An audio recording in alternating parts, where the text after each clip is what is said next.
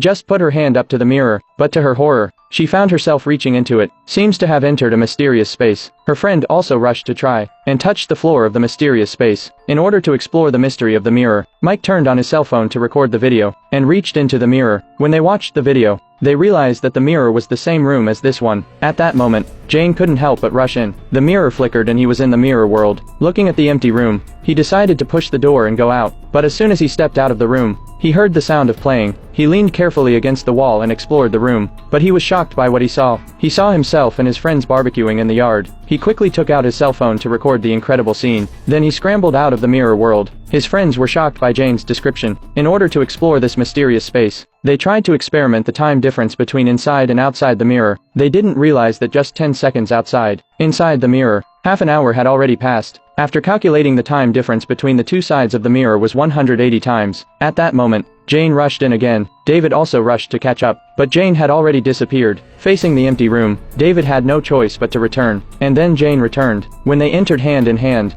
they were able to reach the same space at the same time. This means that there are countless time zones in the mirror. They were in different time zones. What's the best thing to do with such an artifact? They worked in the mirror world for over a month, but in the real world, only a few hours have passed. It was a great feeling to show the results to their clients. Then they realized, why do they keep working when they can time travel?